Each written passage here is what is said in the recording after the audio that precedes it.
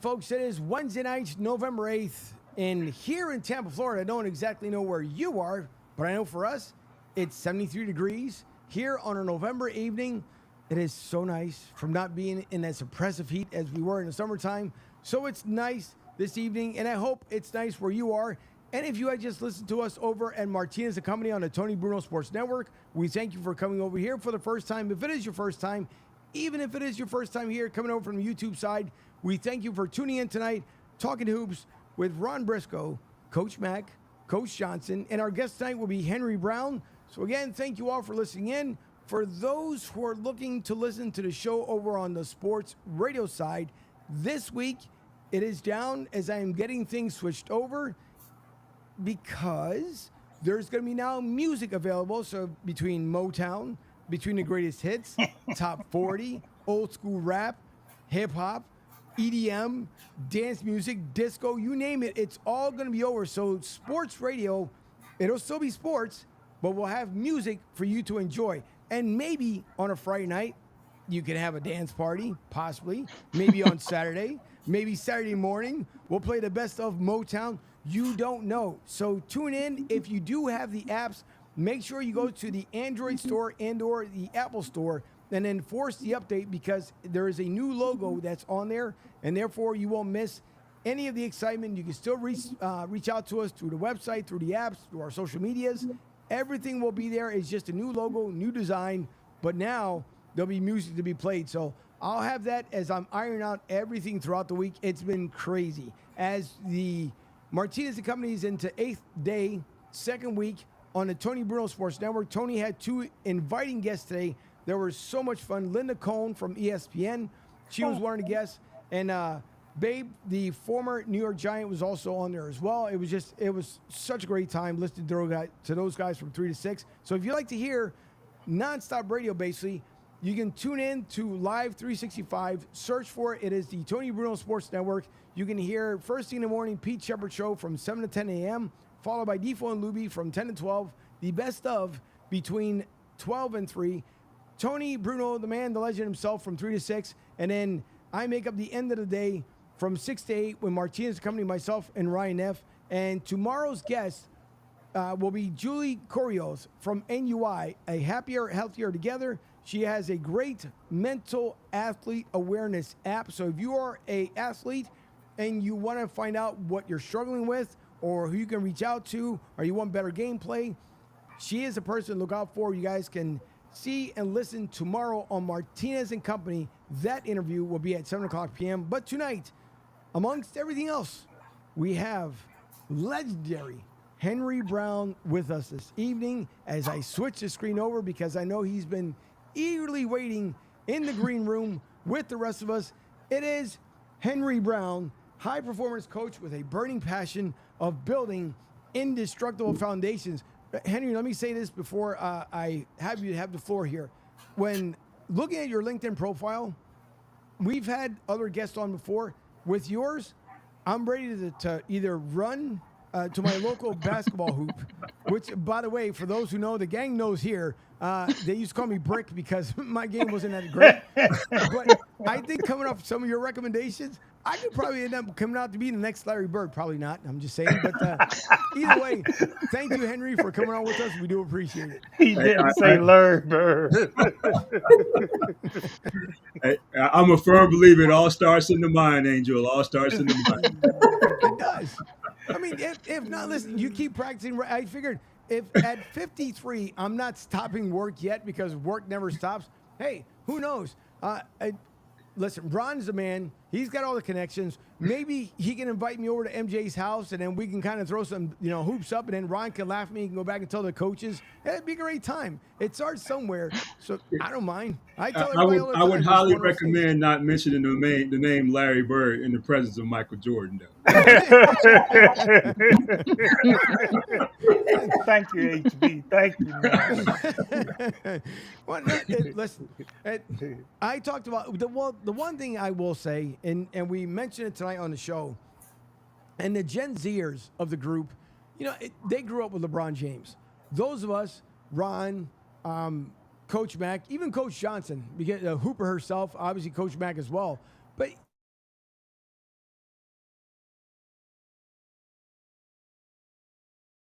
especially when it came to the Air story, the Air movie on Netflix.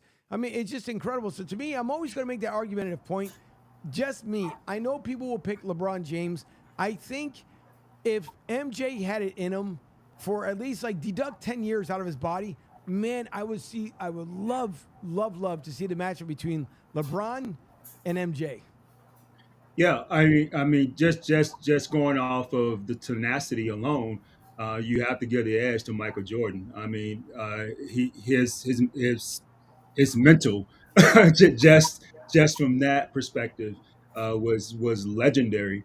I'm a huge Kobe Bryant fan, and my reason being is because Kobe was one of those guys that just would not stop. He wouldn't quit, and I would argue that he did that based off of the man, the myth, the legend, Michael Jordan. Everyone calls Michael the GOAT, and for good reason, right?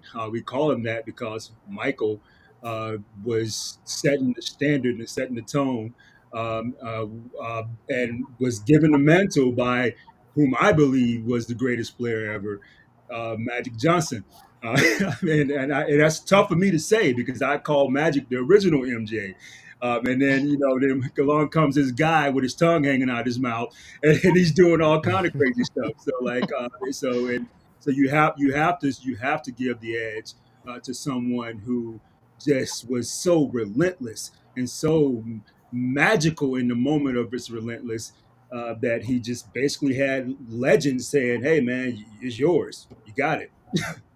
It's true. Hey Henry, when you talk about high performance athletes like you just mentioned Kobe Bryant, Magic Johnson, MJ, LeBron, what is the process that you teach in like saying like you can be that type of athlete too? What is the process that you give to people?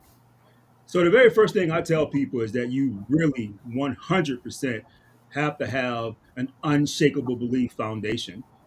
If you don't have that, then you need to start over. You need to really ask yourself, what is it that I really truly hone in on that no one can take from me?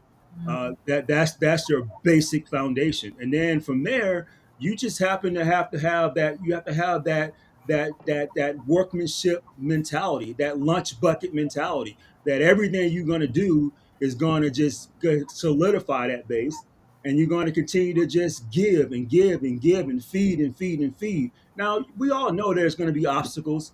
We know there's going to be people that's going to tell you that you can't. You know that you're going to have opportunities that's going to present itself and then disappear, but you're always going to come back to that basic foundation that it is unequivocal that it's going to be yours. And that to me is what they all have. That nobody and nothing is going to stop them from getting what they want. Henry, as they reach their pinnacle as far as becoming a champion, as far as becoming the MVP in the league, what what's the next step for them? I mean, is there anything that you can tell the listeners that once you get there, what's your next step? So it all begins with self discipline too, right? So like, in my mind, like, this is bigger than the game itself. Um, so there's some principles that you have to apply to your daily living, that can help you, that you can utilize even beyond like whether the X's and O's and the execution piece. So to me, Michael is a representation of that, right? So like, yeah, people get on him about like whether or not he wins or loses with his teams, but look what he's done in terms of taking a brand to the next level, and look what he's Hmm. done in terms of how he's executed with the right people and putting them in place to also succeed, but also how he's actually produced other businesses and made them successful. So I think it's all about discipline. It's also about having that vision, having the ability to take all the skill sets that you've learned and executed in the game and placing them in other opportunities to have that same focus, that same desire, that same passion, that same energy, and moving forward and belief, and taking that along with it and doing the same. Henry, as we listen to the great information that you're giving out for a high school player, for a college player that wants to know about being a person that say, hey, I want to get into giving my best. I want to be a high performance person. I want to be an elite player. What are the steps that you suggest that they take? Well, I think the first thing is you have to figure out who you are, and you got to figure out like what it is that you do well, and really truly get into that with everything you have. And then the second thing, you need to understand like what is that foundation, what is that piece, what is that that belief that is driving you. Like, is it being driven because of someone telling you you can't, or is it being driven because of what you really desire, or is it being driven because of the talent? So you really have to figure all those things out. And then once you have an idea of what it is that is driven you, like I think the next thing is the working, and having the attitude of someone that's going to have a schedule and put in the work and not be distracted by all the things that can come along to knock you off your square, because you have to understand that you're not the only one that is Mm-hmm. going after that dream and that after those things, right? So just because you have the talent doesn't mean that it's necessarily going to just happen. So you have to have those things, and then you have to have the right people around you, and understand how to have that spirit of discernment, if you will. Mm-hmm. And just be ready to make tough decisions, because that comes with the territory of reaching the pinnacle of success. So it's a combination of things, and I would highly recommend trying to find a coach, if you will, outside of the circle of influence that you might already have, and having a sounding board, someone that could be an active listener in your life, that could maybe remove some of the obstacles that you may be facing, or maybe not even see that you're going to face, to help you um, have a better outlook or a better understanding of what it is that you're truly trying to get to.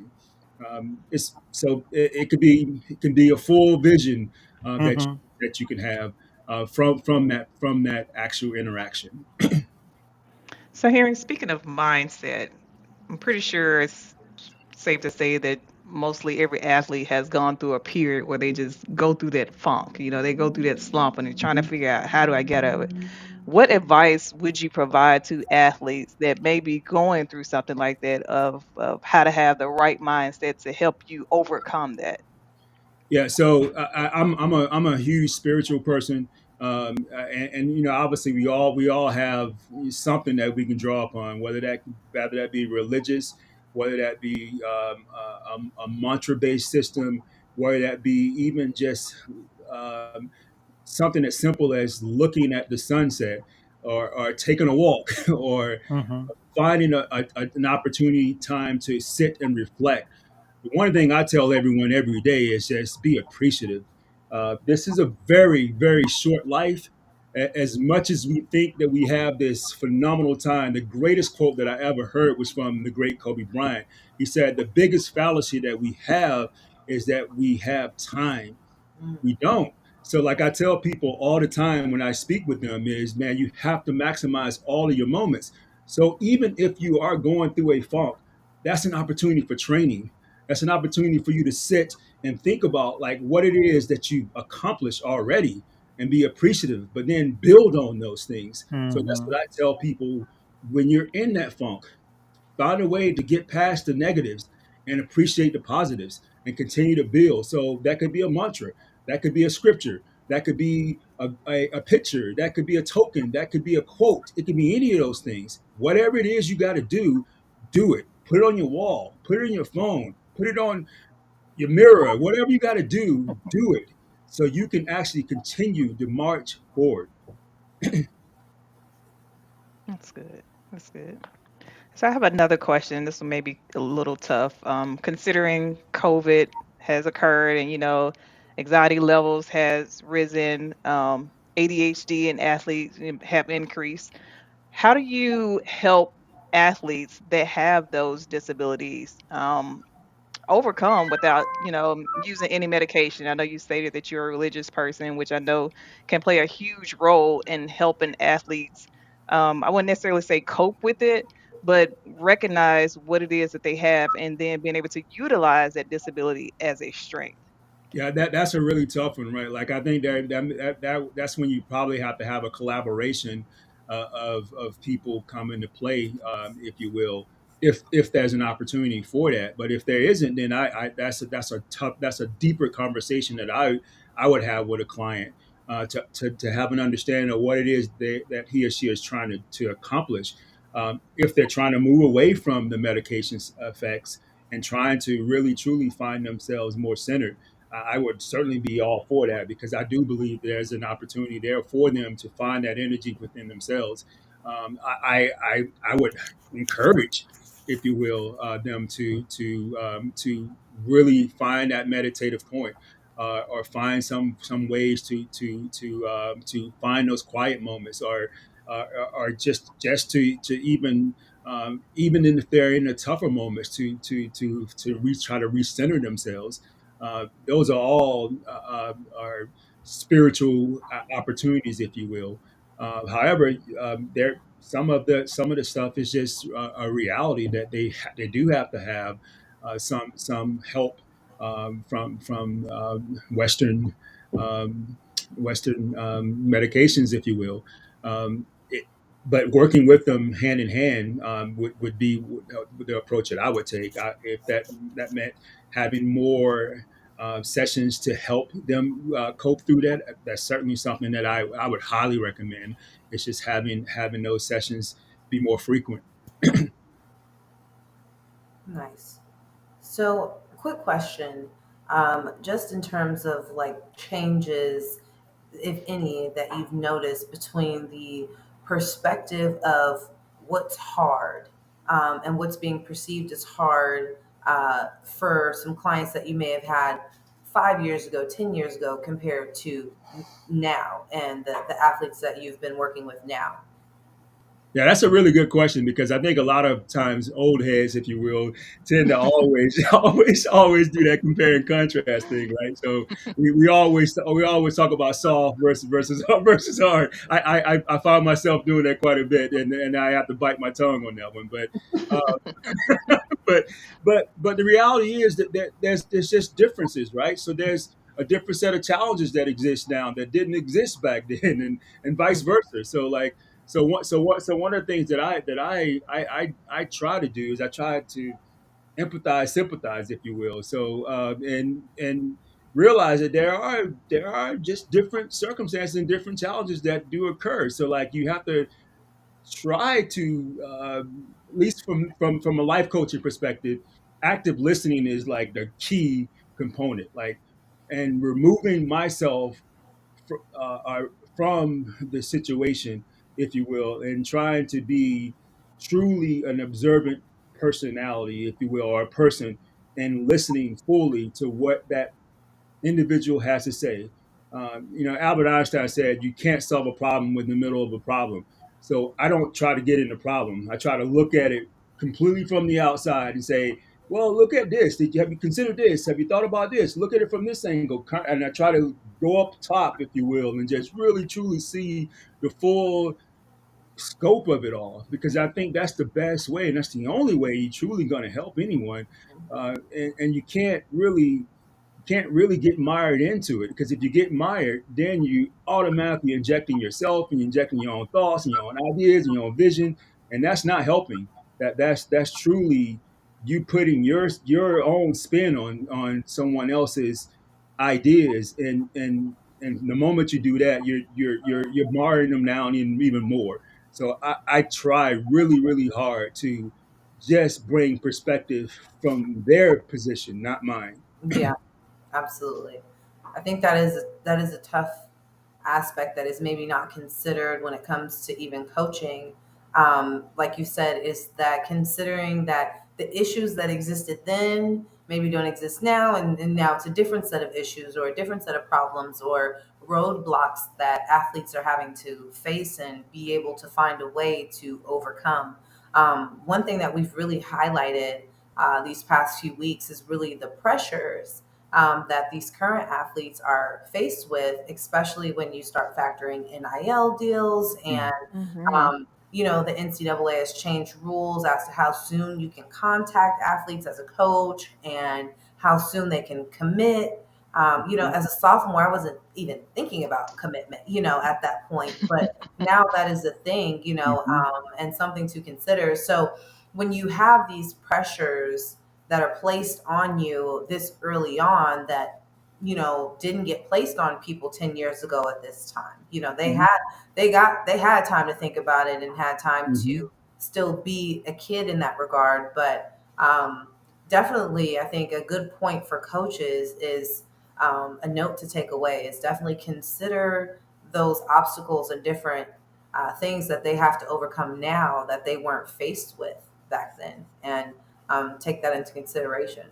Yeah, absolutely, and again, it's all money based too, right? Like so, Yeah. like a coach, Mm. most coaches are already pretty much have their bag, if you will, and now you sprinkle that in on top of a recruiting opportunity for a kid like that. That's and their families like that. That puts a whole another pressure point on it. So you got to have some grace here in this situation, and the fact that we don't have that is pretty stressful. So I would argue that we need, if the NCAA was really thinking and really brilliant, and if you will, they would probably already have had coaching, the life coaching or the structural coaching in place for these kids and for our Mm-hmm. athletes, because there is a ton of pressure that is coming on board. I've seen it, I've heard it, I have talked to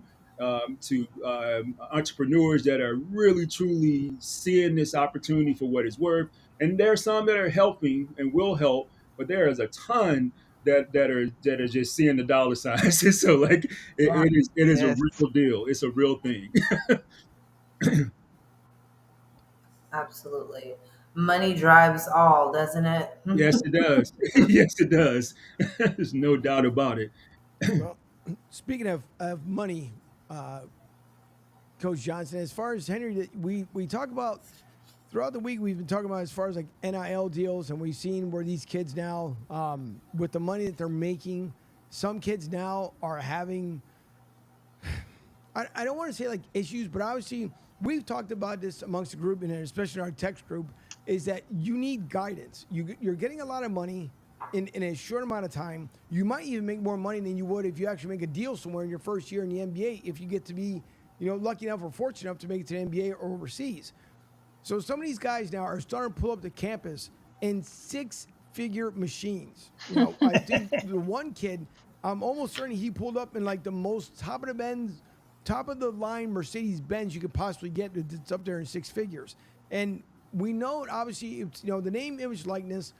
It's great for these kids because yes, universities have made hand over fist money for them off of their name recognition all these years, and there's nothing wrong with them getting paid, but with you and your company, when you guys get to talk to these young men and women, you guys ever bring up as far as like these NIL deals, and if you have the opportunity to talk to them and just explain to them, listen, you have that money right now.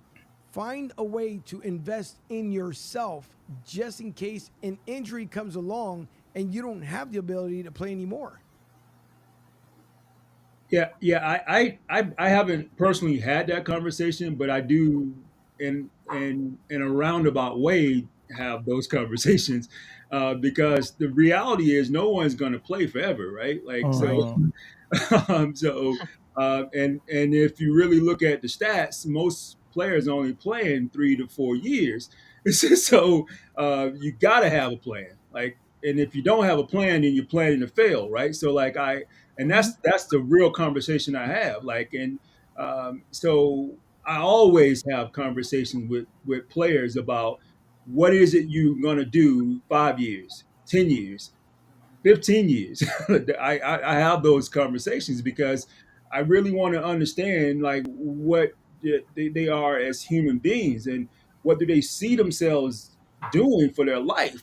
because this is a life we're talking about, and the amount of impact that they have is tremendous. So, Hmm. and I want them to understand that that impact has legs, and they could do some phenomenal things with the amount of power that they have, because sports have so much power, and and they should be able to utilize that to this fullest potential while they have the opportunity. So it's like strike while the iron is hot, man. Like, so even if Yeah. you are not an NBA player, NFL player, NBA player, NBA player, whatever, like whatever your highest power is, use it to its fullest potential. But at the same time, maximize it to your to highest level as well. So I don't really talk about like monetarily wise how to do that, but I do talk about like you should be thinking about how can you make the biggest impact that you can on your community, but also for yourself and your family, but also like what can you do to do the greatest good that you possibly can. So those are the conversations I have, because I believe that it's not about the wins and losses as much as we champion that, as much as we enjoy that. Yeah, I think in the same token too, when you have, you talk about coaching and trying to transform the performance for these kids and making them better, and they're young adults, but we're always, for some of us, maybe Ron and myself, for the other coaches, since they're still in their 20s, but for for Ron and myself, when you're talking to these children and these kids and these young adults, because you have the ability to talk to them and structure them as they're coming up, but if someone comes up to you, and it could be a family member, they could just say, "Listen, I'm struggling with my child, and I think this is one of those avenues that maybe you, Mr. Brown, can talk to my child and explain to him what it means to be an athlete. What it means to be a role model. Because in this world, we have a lot of followers. We don't have leaders. We got a ton of followers, and I think it's up to us to start telling these kids and these young adults, stop following your shadow. Start leading your shadow. Your shadow should be following you, not vice versa. And so, for you being in the industry where you have the opportunity, have you had a parent that may have come up to you, even if it's on the side, and just say, "Hey, I see what your company's doing. I want to speak to you personally. Can you possibly help out my child? And if you can, what could you tell that parent?" Yeah, so I one of the things I'm in the process of doing is partnering with other coaches to do speaking engagements in clinics with campers. And one of the things that we will be doing is having precisely that type of conversation. And it's not to tell a kid to be a leader and to grow and not be a follower or what have you, but it's more like setting a spark. The way I see it and the way I try to do it is just to ask a simple question of who are you and where do you want to be and what do you want to do, and that goes simply be way beyond just the player itself, um, because kids are so creative. Mm-hmm. They have so much energy and they have so much ability, and I think a lot of times it gets put out over time by whatever happens Hmm. in life.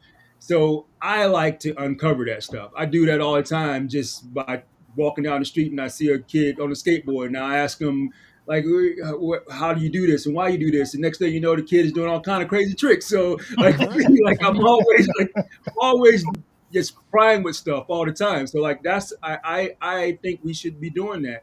So that's what I try to do. Like I don't try to per se push or tell.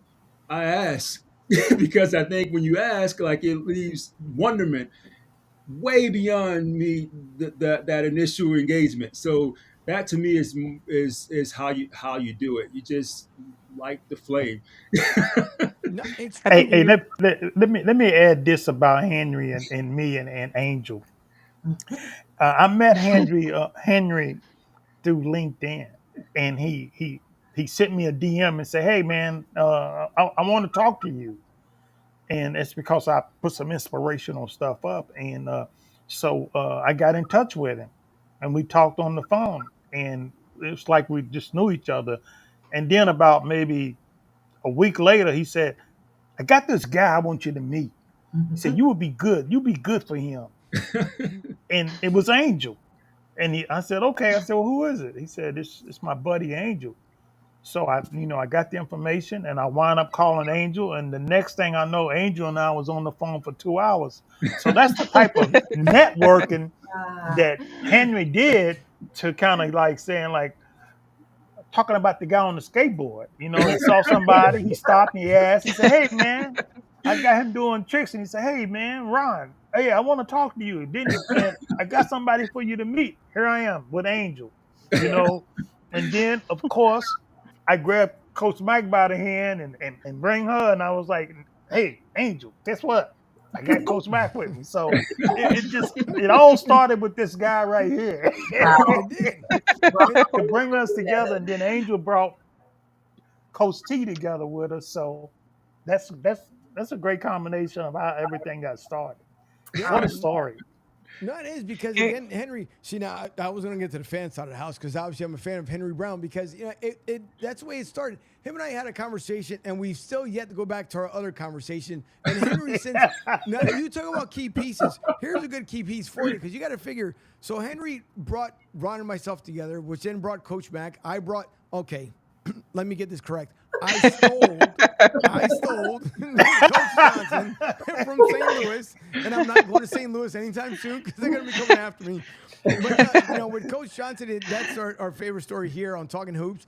But Henry, because since the last time we spoke, then we still got to get together because I got to make now time within the crazy realm of things You that I don't you got don't going have on. any you don't have any more time. I don't know what I literally. don't because you got to figure. I'm covering the USF men and women's basketball team for University of South Florida, the Bulls, and then I'm also covering the college football game this Sunday, or excuse me, this Saturday against the Temple Owls. So my Temple Owls are coming down here to Florida. So I got to squeeze in the time so we can get back, on the conversation. But since you actually the first time when we spoke, all these other things have happened. So it's funny how life works and that's the reason why I brought up the parent thing because us connecting through you is now like the Tony Bruno Sports Network. Now the Monday through Friday is going on, and then on the weekends I might end up doing fill-ins.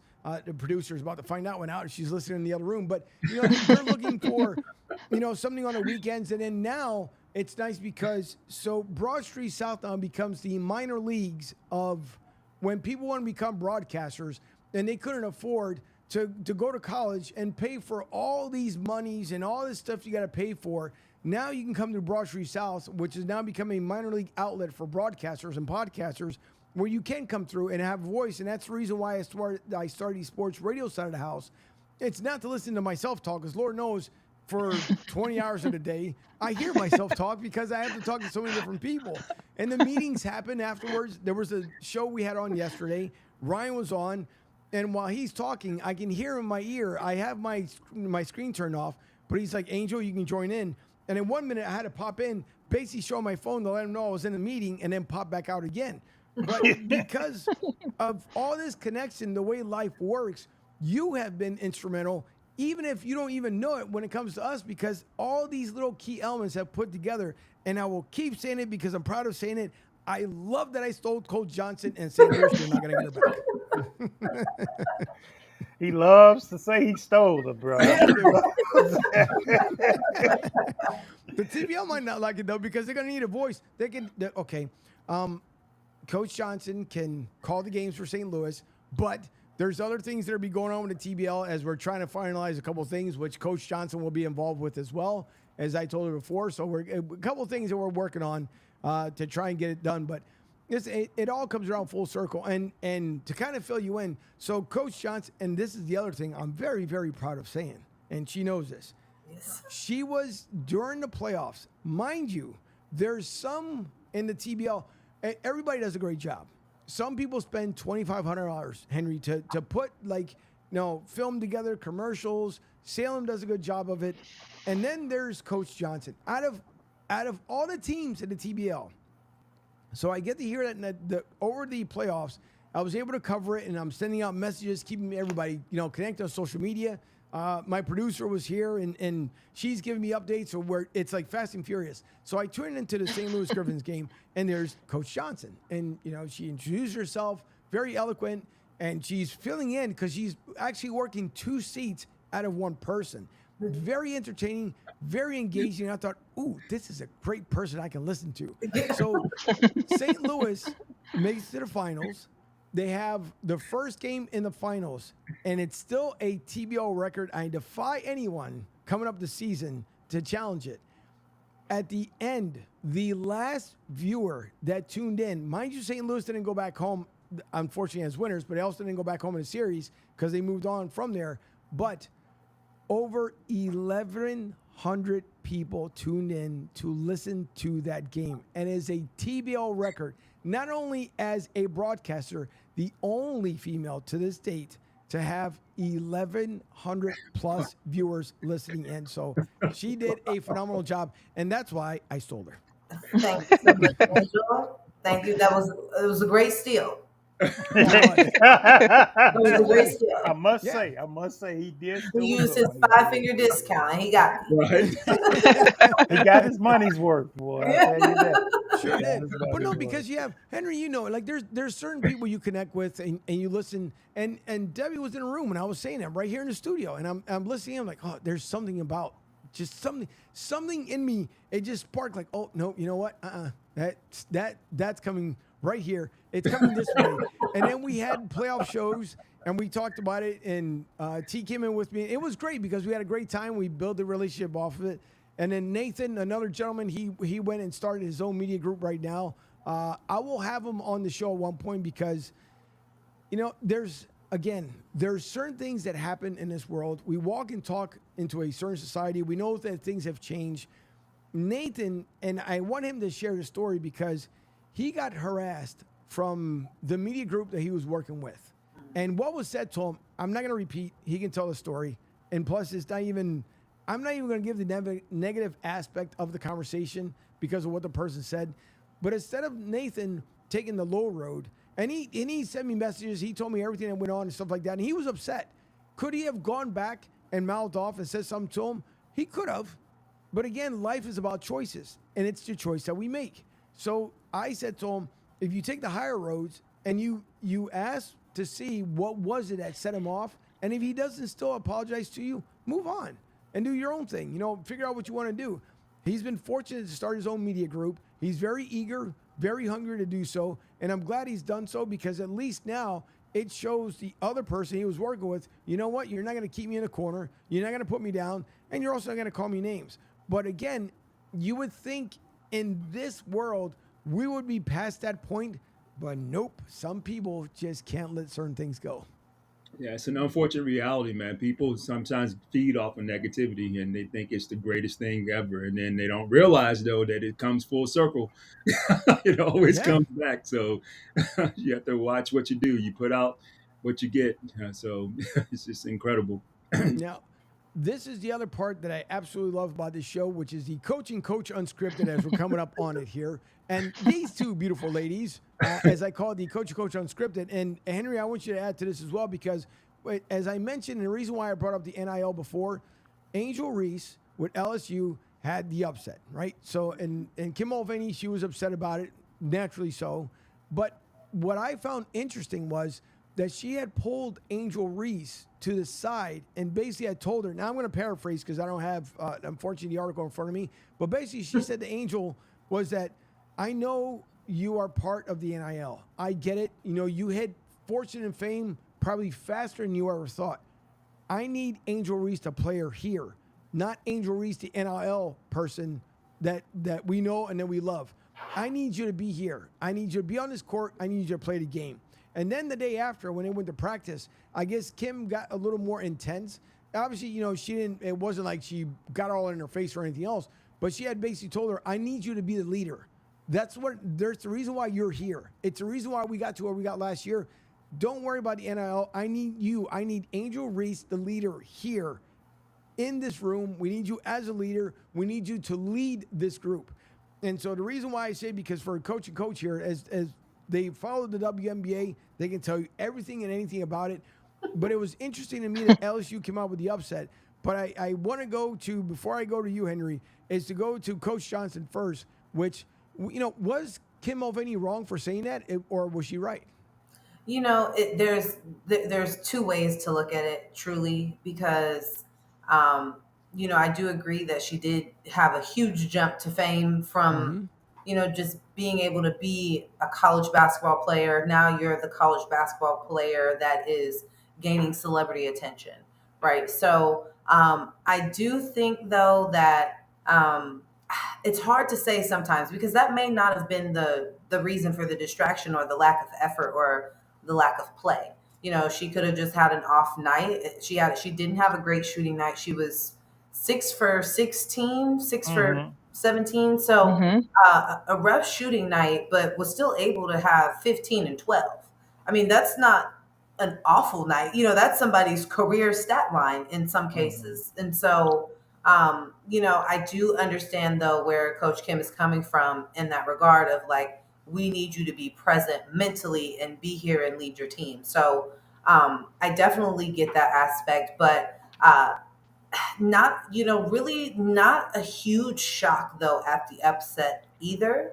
I think adding Haley to the mix is, going to, change what that dynamic looks like in their team dynamic, and losing some players. And so in Colorado, I mean, they're not a team to just disregard. They made it to the Sweet 16 last year. Mm-hmm. They're coached by J.R. Payne, who I know she used to be the head coach at Southern Utah a while ago, and great basketball coach with some really good basketball players on the team. So I think it was a nice early loss where it's like, okay, we can still hit reset, right? It's an upset, but we can still hit reset and we can still have a great basketball season.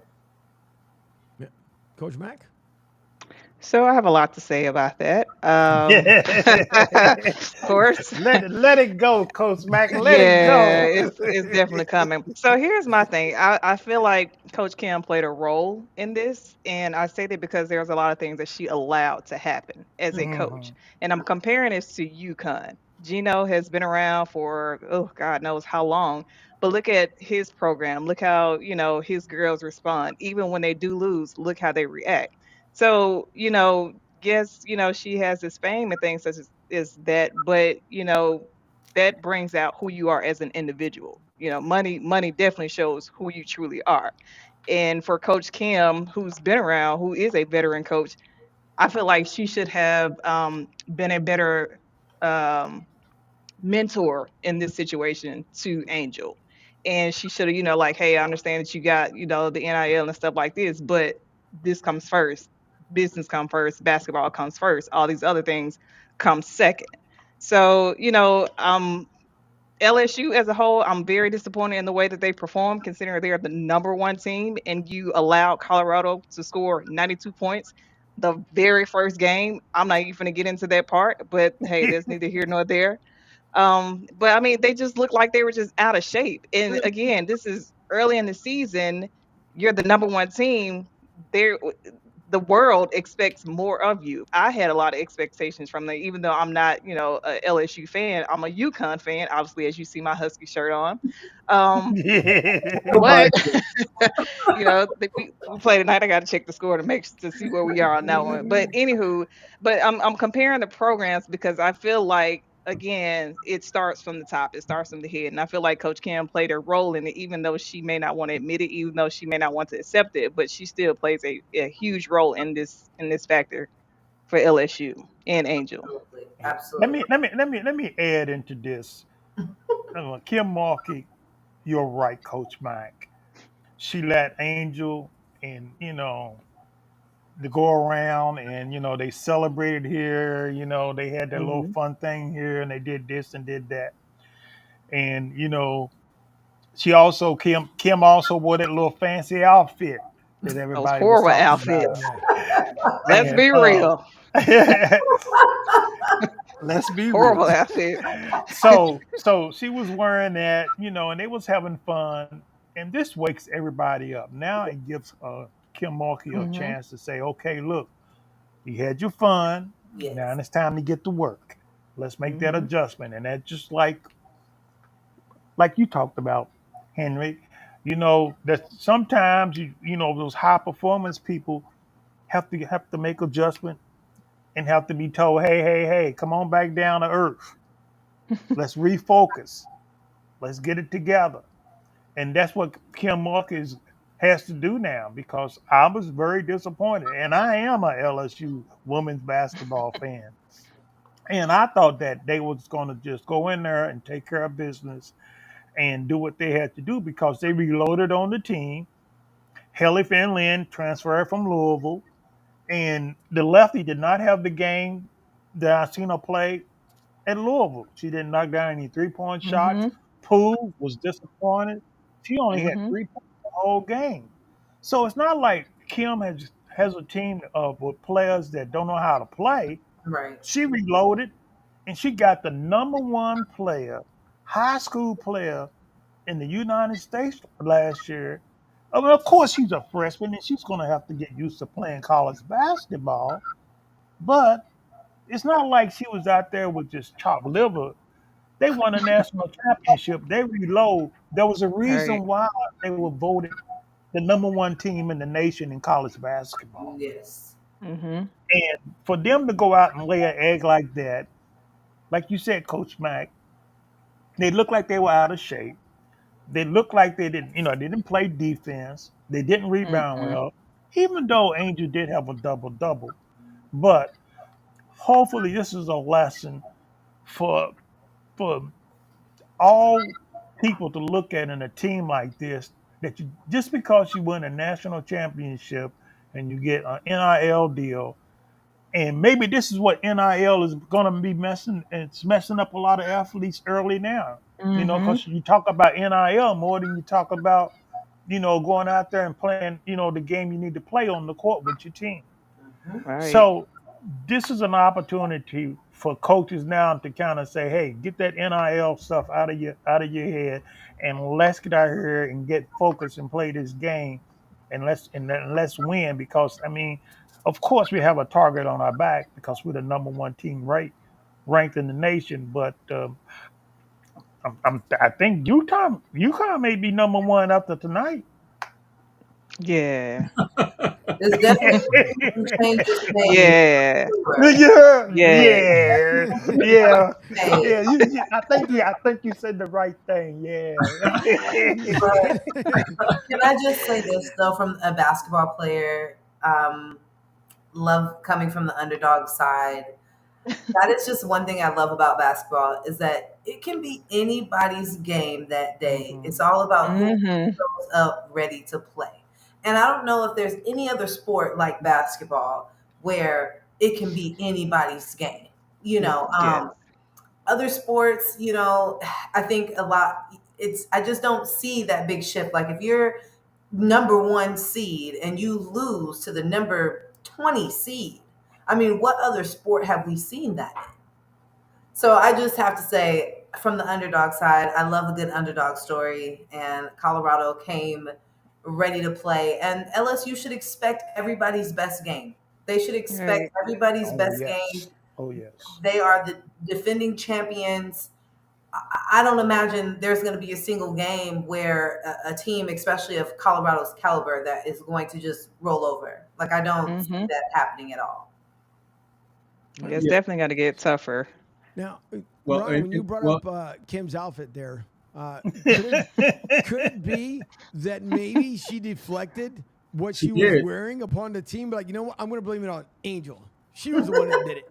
So, Yeah, that's the problem, right? Like, I mean, you talk about leadership and it trickles down, right? So the Right. leader did not reflect well on her pupils, if you will. So and then and none of them really truly wanted to actually showcase how great they were. So Mm-hmm. you guys have come back to that what I was talking about earlier, that whole truly unshakable belief. Like where is it? Where do they stand? Like what do they want to do? Like and we can blame it on NIL. You can do that if you want, but like I don't think that has anything to do with it. I think it really does come down to what do you want? Like what do you want? I mean, we talk Mhm. about the underdog story. Colorado wanted to beat the hell out of them. Excuse That's my right. language, but that's what they And wanted.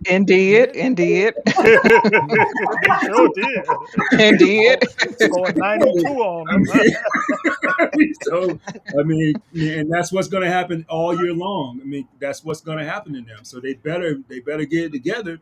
Are they going to find themselves probably not even making it to the dance? So like, so like it's I mean, just it's and that would be very sad considering how talented that team really is. So like.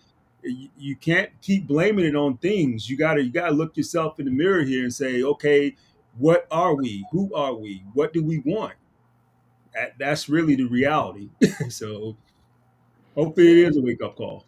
agreed. Yeah, I one thing that I'm concerned about with Angel is, when she gets drafted, I'm pretty sure she'll get drafted to the WNBA. Her performance, because she is not going to survive against anyone like Asia Wilson. I mean, Oh just no, hands oh down. no. First off, her footwork, she definitely has to work on her footwork. Because this game, I'm like, girl, like, what are you doing? But Mm-hmm. she's gonna have to become more versatile. And I supposedly that's what she was working on this summer. However, I mean, we couldn't see that in this game. So, what, like you just said, Henry, what do you want? Because if you're planning to go to the WNBA, if that's your plan, baby girl, you got a lot of work, Mm-hmm. and it starts now. I Mm-hmm. don't think she was working on that. I think she was working on more of a photo shoot. Yeah. Probably. Yes.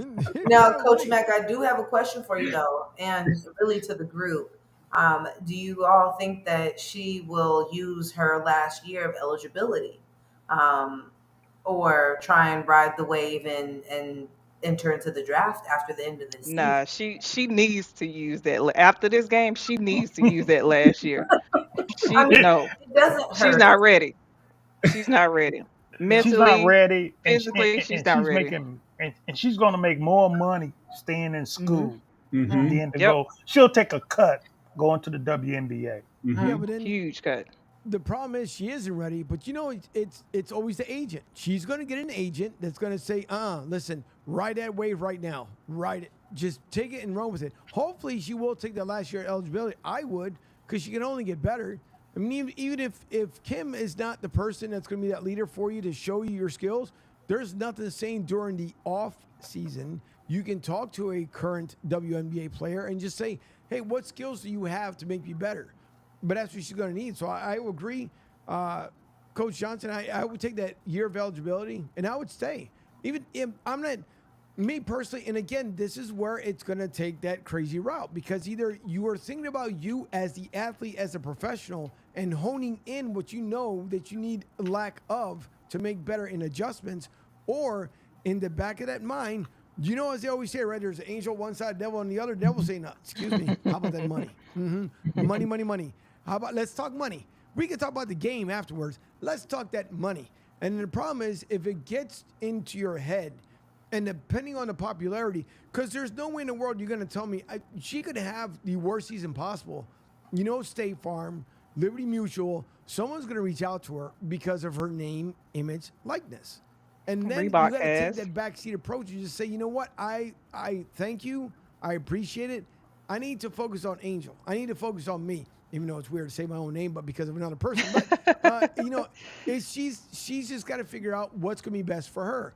And if coach is not going to be able to do it, talk to somebody else. What I would like though, and it's a shame that we can't do like Eli on Monday Night Football. I would love to have coach and coach unscripted on a live game. So like you can watch some of these some of these shows, and it's like a rerun. Like they watch the show, like, oh my god, I can't believe that. I would love coach and coach to be watching the game and the feed going out there live because everybody be like, wow, where did these two come from? Because they're Great gonna idea. hone in on your skills. Let's set I it don't up, know, Andrew. Angel. Let's set it up. Yeah. 'Cause I can't Great. wait. I I don't can't know, Yeah. wait Angel. to I put that might I might together. forget where I am and start making some comments. This be like, Don't coach, you forget on where air, you are. coach. Be You on air. professional now. You Be on air, coach. professional now. Don't forget, coach. You on Keep it air. cute, Coach Mack. Keep it cute. Keep it cute, Coach Mack. We got it. Yeah, there you go.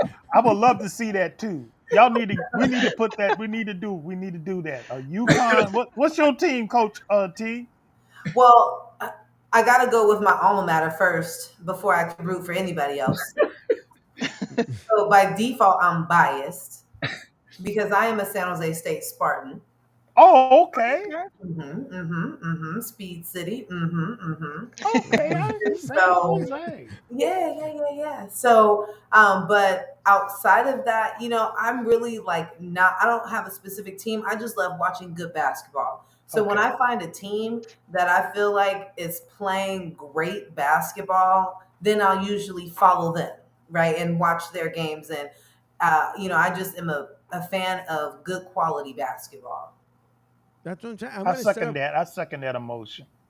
Ron, we can hear you, but your screen froze. So if you want to refresh it, it should come back because we can hear Oh, you okay. perfectly fine. We just you're just frozen in time.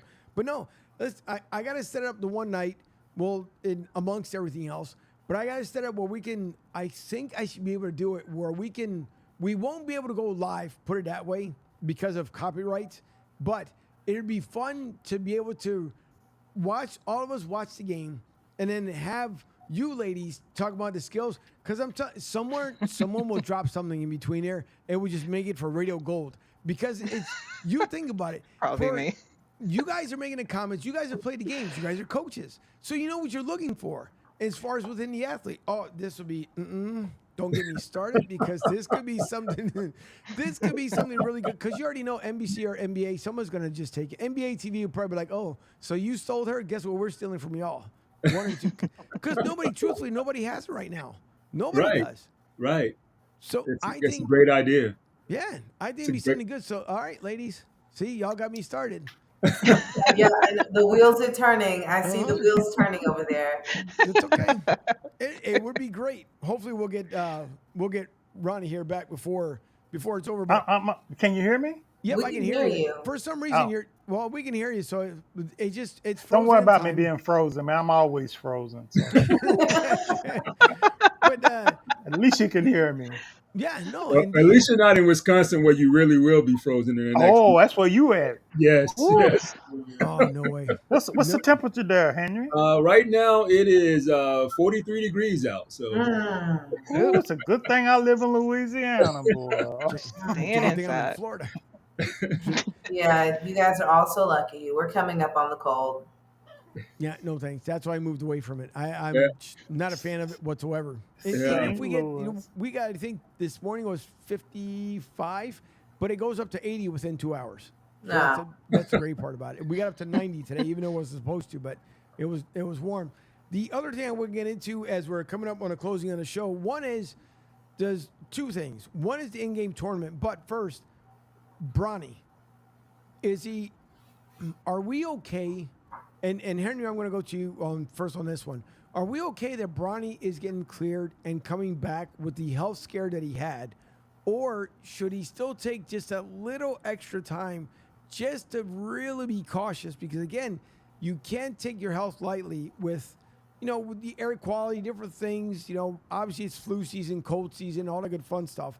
But are they rushing Bronny too soon to come back?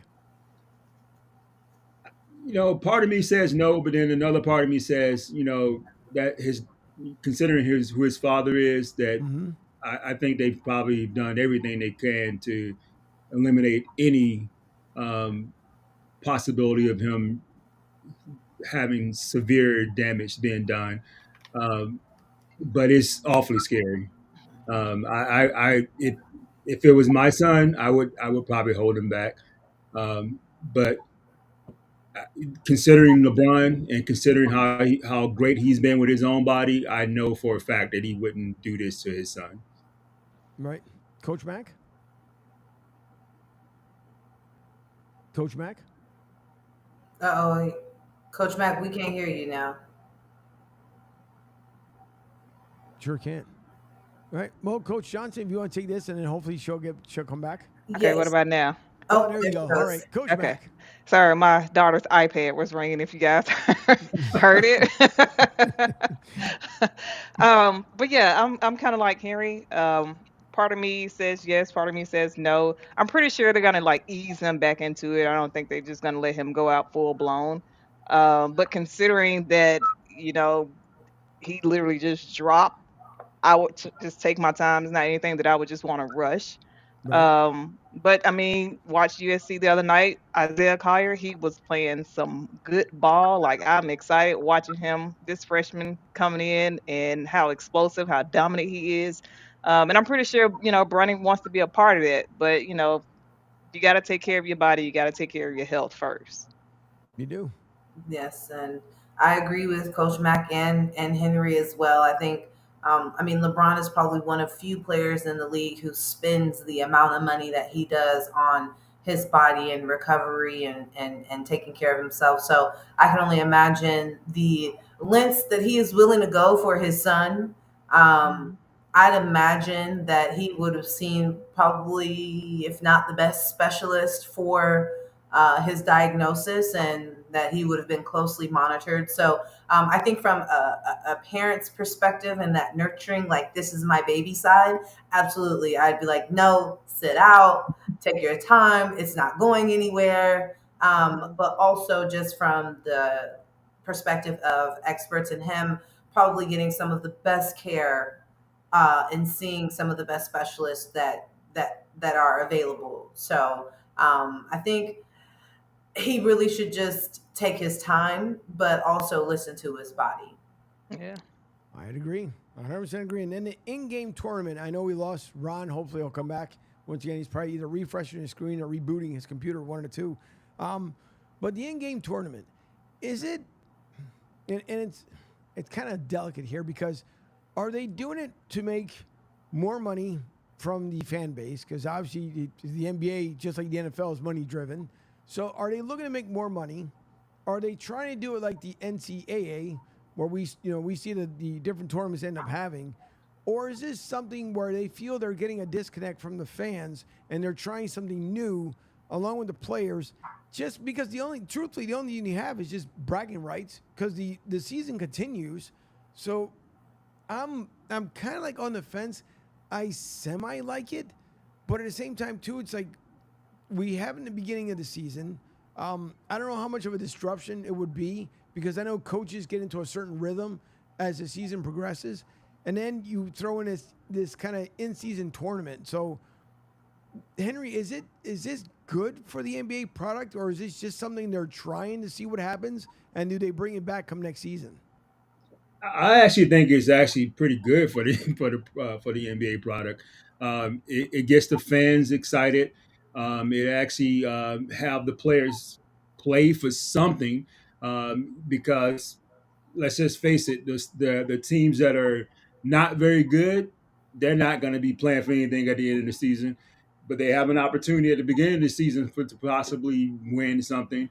Um, and it also does put a little bit of money into the NBA's coffers, if you will, which also goes back to the players in some form when it's talking time for NBA collective bargaining agreement, which is also a plus for the players. Mm-hmm. And then it also kind of does help the coaches in some regard too, right? They get a chance to kind of see some of the players in almost a tournament type of fashion to kind of see which players can be ready to play high level basketball later on down the line. So to me, it's almost like a win win win. And then you listen to Commissioner Silver talk about it, like he is really truly trying to bring back that spirit of like competitive basketball, like throughout Mhm. the season, like which is just what we need. Like we don't need to be having basketball where players are slacking and taking time off and not really taking the game seriously. So I think that's what the intent is to try to get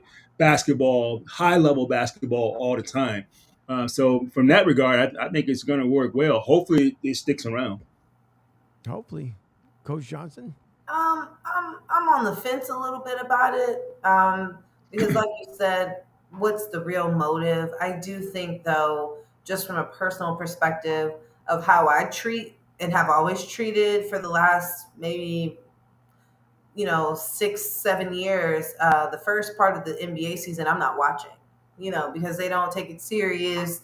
Guys aren't playing, it's not good quality basketball. So I would, usually like to wait to that point leading up into the playoffs where these games count, like we lose or we win or we're out. So I definitely think it is a move to try and get engagement and get high quality basketball, like Henry said, from the beginning of the season. But somebody brought up a great point to me and said that they were wondering if it had anything to do with gambling and sports betting Ooh. and how that has been a big thing these last few years, especially with NBA.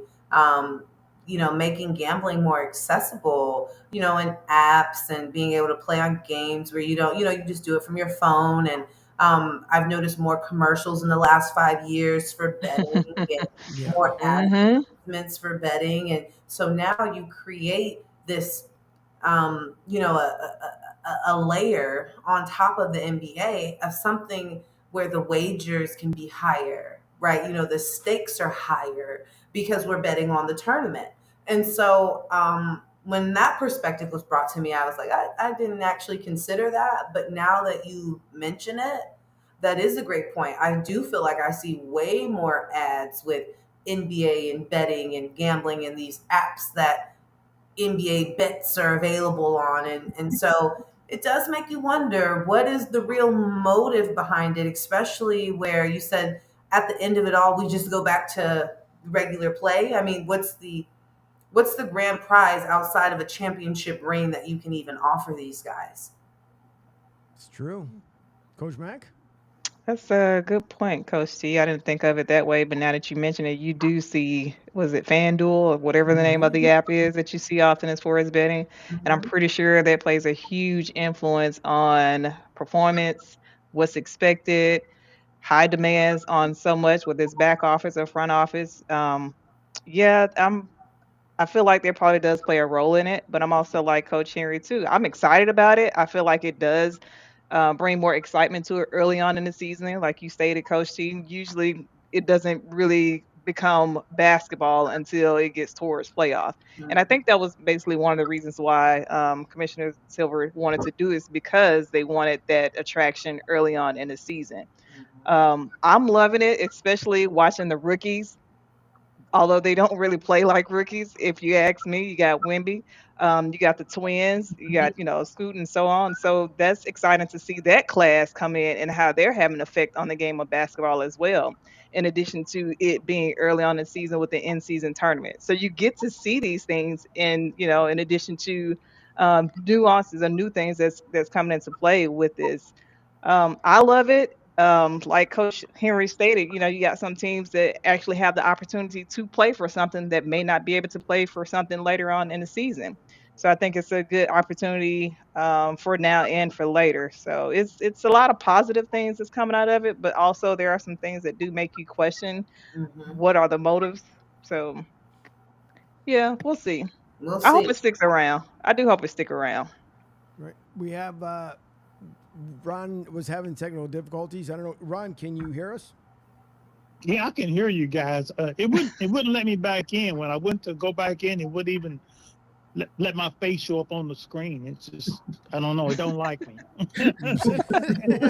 So Ron's coming through us here on the phone line. Usually we get a guest that calls in on the phone line, but we were able to get Ron in there. Ron, we just talked about the in-game tournament, and we said if it's good for the NBA, if it's a good product, if it's a bad product.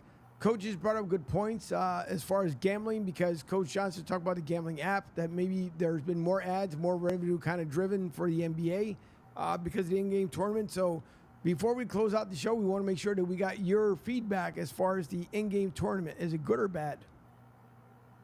I think it's really good. If the guys are going to get in there and play, so far they've been talking about a lot of the star players being hurt and not playing because of maybe injuries or maybe guys that need to rest.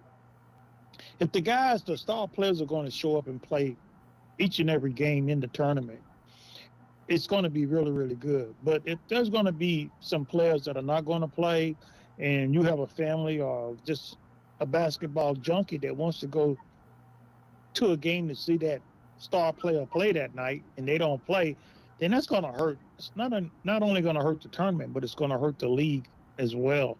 So that's the kind of things that you're seeing now. You're so used to seeing guys that have been Iron Men that never would sit down, play a bunch of games, and now you got a guy that's saying like, "Oh, I'm hurt. I don't feel like playing." And you got these people to go watch these guys play that making millions of dollars and they don't show up.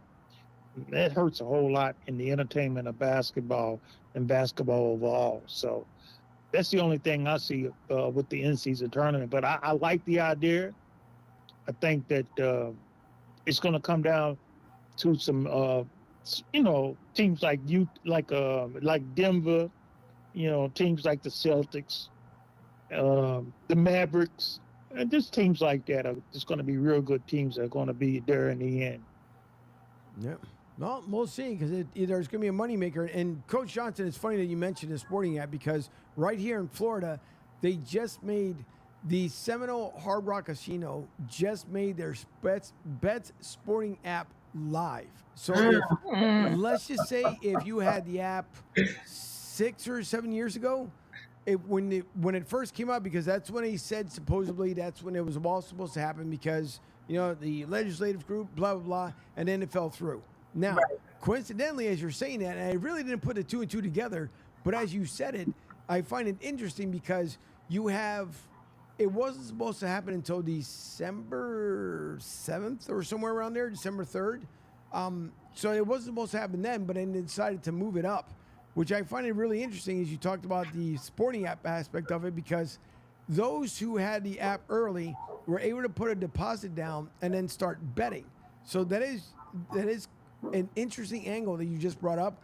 And then also the NCAA just brought the hammer down about around 7:03. I want to say that they were talking about the kids who are betting not only against themselves, but against their team as well. And so the NCAA was like, all right, listen, no one's saying that you can't bet, but you don't bet against each other and you don't bet with the same team. Like you basically, because it was coming down to like, all right, listen, Mark, you and Bob, y'all, who decide? You're going to have 12? You're going to have 12? Okay. So I need you to have 10 points. And Bob, I need you to get 8 points. Okay. Like inside trading.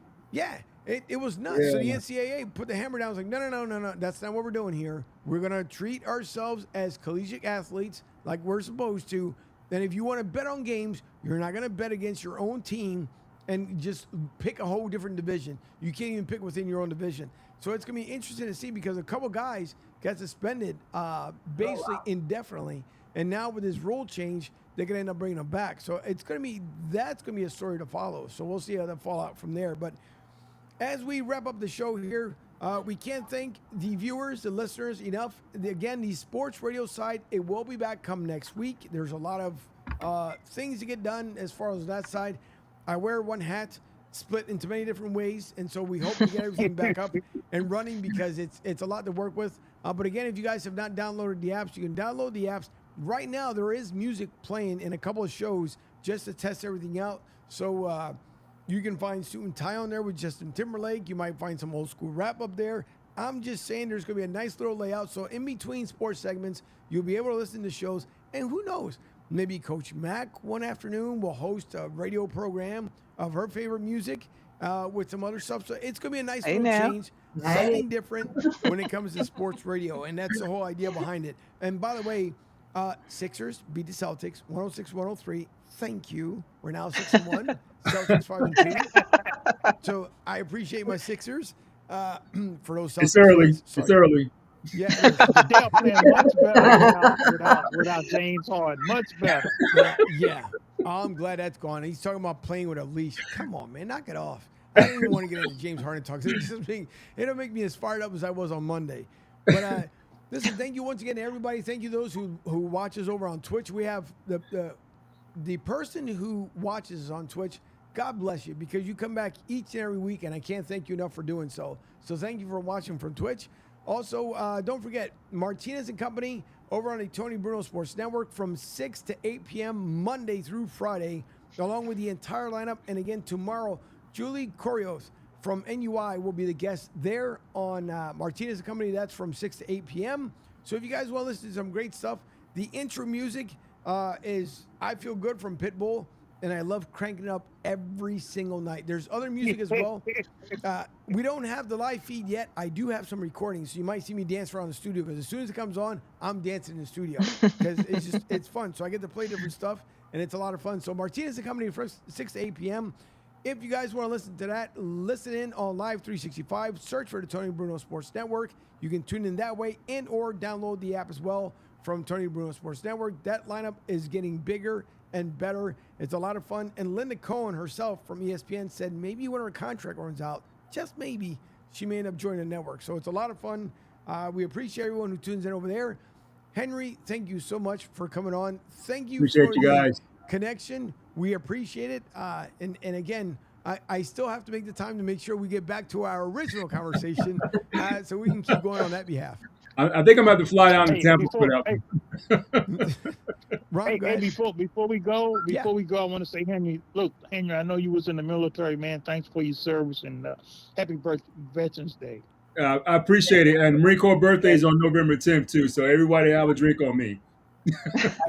Oh, boy. Okay. All right. Oh, boy. Guys, those of us who are in the Army called you guys the Uncle Sam's misguided children, but nonetheless, thank you for your service, Henry, because this... Likewise, Angel. Appreciate you, man. That's right. Angel. You was in the military too, right? Yes, from 1988 to 1997. Oh, well, thank you, Angel. Wow. Thank you for your service, Angel. You're welcome. Awesome Thank service. you both. I can tell you, we used to have, and I know we're kind of going into some bonus time here, but when it came to, so the Marines every year at Fort Bragg, the Marines will come from Camp Linguini, also known as Camp Lejeune, but from Camp Linguini, they would come over, and so we would be out in the field, and when I mean we would fight, I'm not talking about like, so you have simulated battles, we would fight, physically fight with the Marines, but at the end of the night, we all loved each other. And we Because go that's what drinking. you do. It's what you did. It was the most ironic thing in the world, but we couldn't listen. The Marines, they know it. The most front line, you will see a Marine there. And a Marine never goes away from who they are. And you can always tell a Marine by the walk. When you see the walk, it's just, you never forget it. You guys never lose that walk. Honest to God, you guys never do. It's the most interesting thing. And my stepfather, he was in the Marines as well. He served for 10 years.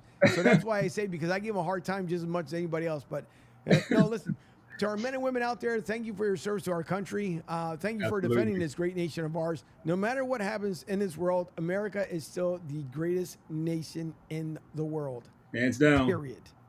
Hands Period. down. So, Ron, thank you, Coach. Thank you very much.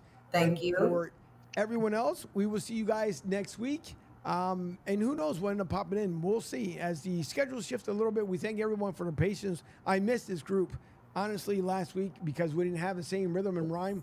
And if I can bring everybody on to that radio side, it would be fantastic. I'm going to do it one night for at least the last half-hour segment. I'm going to get everybody in because it's a fun time over there. So thank you to everyone. Appreciate it. And we will see you all next week. Take care, guys. Thank you, Henry. Bye. Thanks for having you.